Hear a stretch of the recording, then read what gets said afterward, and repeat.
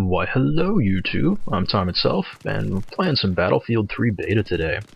That is one of the reasons I haven't posted recently. The other is that I've just got a lot of projects in the works and none of them are actually done yet, so just have some more stuff for later. But then of course there is this Battlefield 3 beta thing. I really want to enjoy this game, I'm trying to enjoy it, and who can really argue with free? I'm really trying not to have any preconceptions about what I think this game should be like. I originally was a Halo player, and then I went to Call of Duty, and it took quite a while to get a good feel for Call of Duty, and I just kind of expected something similar to happen with Battlefield. It's its own game, its own franchise, and we'll just have to let it stand on its own. So I'm not going to talk too much about game mechanics, how the game plays, and I'm certainly not going to try to give any tips, because I am very much a noob at this game.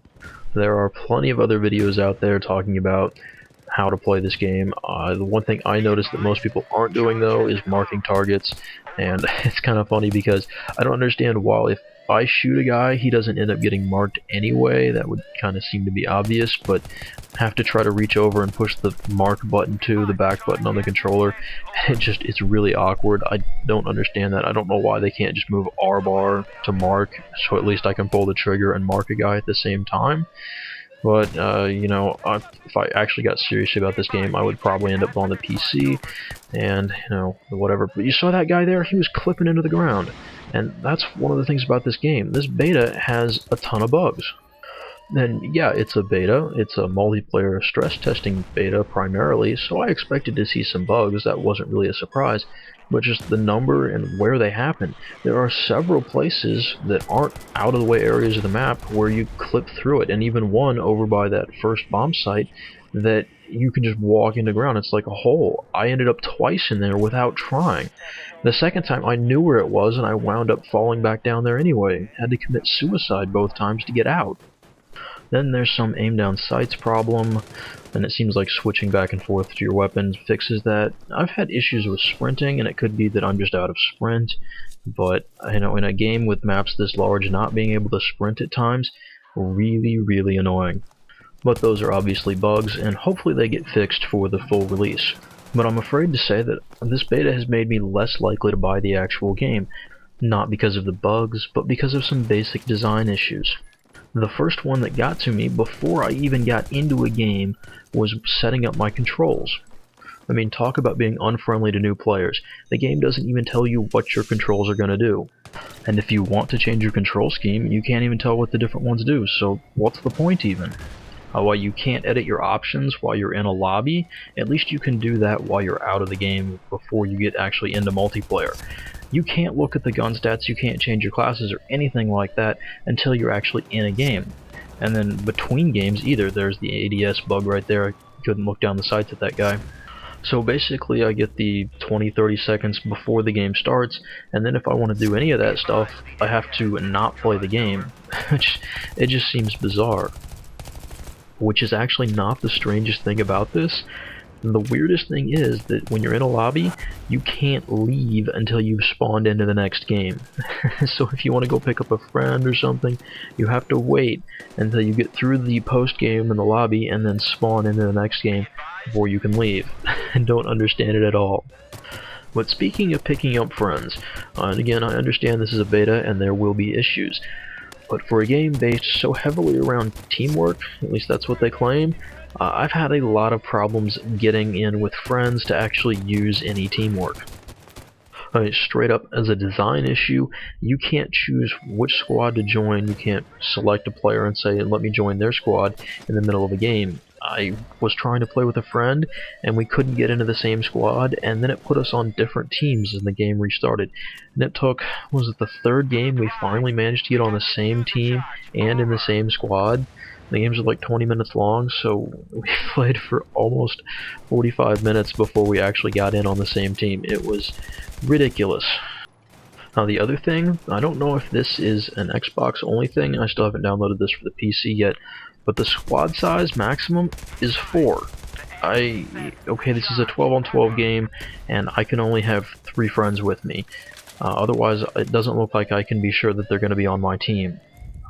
Or that they're not going to be in some other random squad. I do not understand that. I also have to wonder if there isn't a significant handicap to not having a full squad of 4, or if you only had 2 friends, would that make it significantly harder? And honestly, that is a deal breaker right there. If I say, hey Battlefield, I've got myself and 4 friends who want to play, and Battlefield's like, oh great, we'll bring 3 of them. No, sorry. Well, can we at least be on the same team? Maybe, not really sure. Yeah, it does not work for me, sorry. Well, I'm guessing a lot of the videos talking about the actual gameplay, something about this third defense point being significantly in the favor of the defenders, and that has been my experience as well. Those escalators are nasty, and then, trying to get up around these corners stairs. One game that I forgot to record, I managed to get down here with full ammo, and I think I picked up 10 guys just because I managed to get behind them before I finally ran out and they managed to kill me. And getting behind the attackers is absolutely vicious and oh so much fun. Well, I guess I should say some general things about the gameplay, just some impressions at least. I have to say that I see a fair number of people spending time prone. It's very much a cover-based game, obviously, and so taking cover, pretty important, and being cautious. You die very quickly, and there's a fairly large penalty in just terms of getting back to the fight if you have to respawn. But, seeing people crawl around on their bellies, I guess it does slow the game down a little bit. But the thing that I think slows it down more than anything else, at least in the long run, is that going from prone to crouching, you can't aim down sights. And so if you find yourself prone and taking fire, you have to kind of try to crawl away. There's no point in trying to stand back up to take shots at a guy because you're going to lose that gunfight if they're looking in your direction. You have to lower your gun to put that hand on the ground and lift yourself up. So I think that in the end is one of the things that's going to slow this game down more than just about anything else.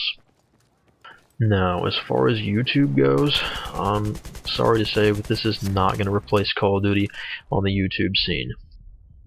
And it's not because the games are a little bit slower paced, or because they're longer. That doesn't help, but Demo and Search and Destroy, I guess, would be 2 examples of similar game types that are both longer and slower in a lot of ways. Way to spawn in on your teammate there, buddy. No, what ends up making this a hard sell on YouTube is that most people probably don't watch in 720p, and at anything less, a lot of these guys are very, very hard to see.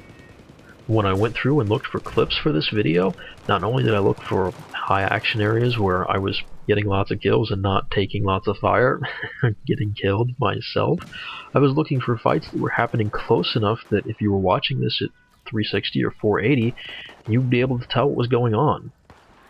I really didn't find much in the way on that first zone out in the open in that park, but in the other ones I managed to find some stuff that was a little better. So I hope you enjoyed the video. Let me know if you want me to post some more, otherwise I probably won't.